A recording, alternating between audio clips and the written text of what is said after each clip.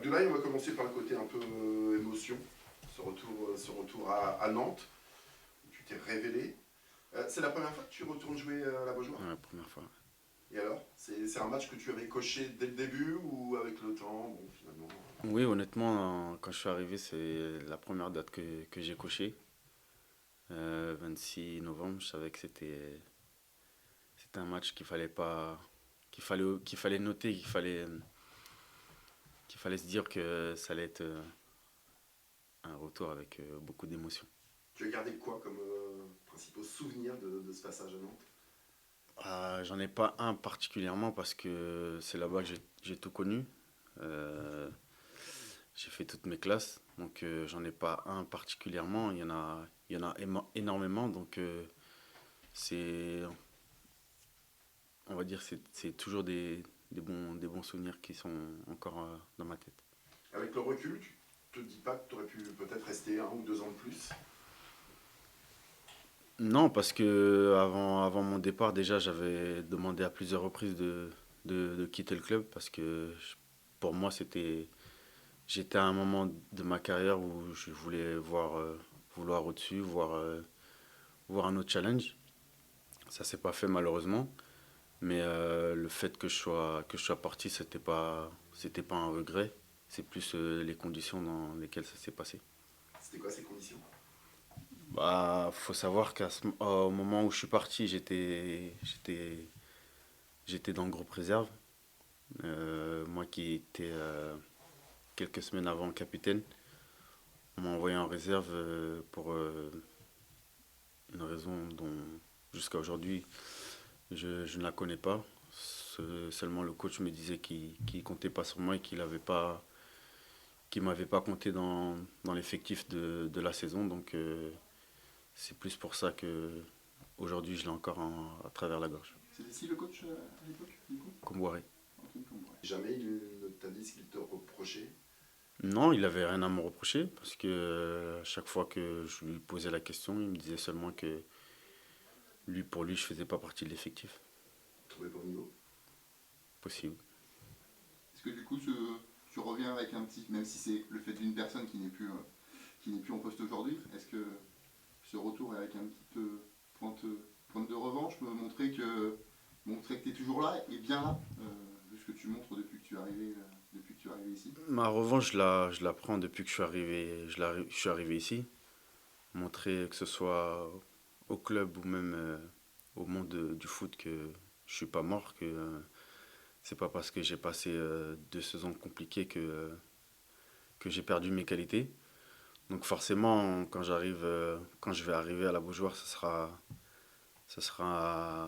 il y aura beaucoup d'émotions et ce sera particulier. Mais une fois sur le terrain, le FC Nantes, ce sera mon adversaire. Avant que tu ne signes au Havre, tu as eu l'impression d'être un peu oublié? Quand tu dis, voilà, montrer que je ne suis pas mort. Oui, parce que c'est la dure loi du foot. Quand, quand on est hors du terrain, c'est plus facile de nous oublier. C'est comme un joueur quand il part en retraite. euh, Pendant quelques semaines, on parle de lui, mais au bout d'un moment, on passe vite à autre chose. Donc, c'est comme ça, c'est le football. Faut pas en vouloir à personne. Donc,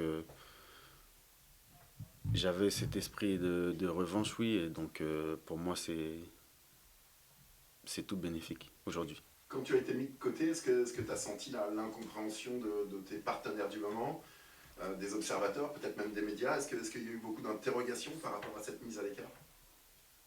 Par rapport à quand j'étais à Nantes? Mm.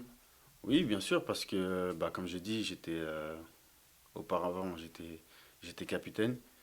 Et sans me lancer de fleurs, j'ai jamais fait de vagues. J'ai toujours été euh,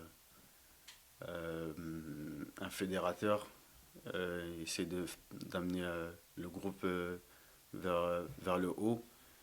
Et justement, si on m'a nommé capitaine, c'était plus pour ces aspects-là. Donc, il y a eu beaucoup d'incompréhension. Et puis même, ça a véhiculé une mauvaise image par rapport à certains jeunes qui pouvaient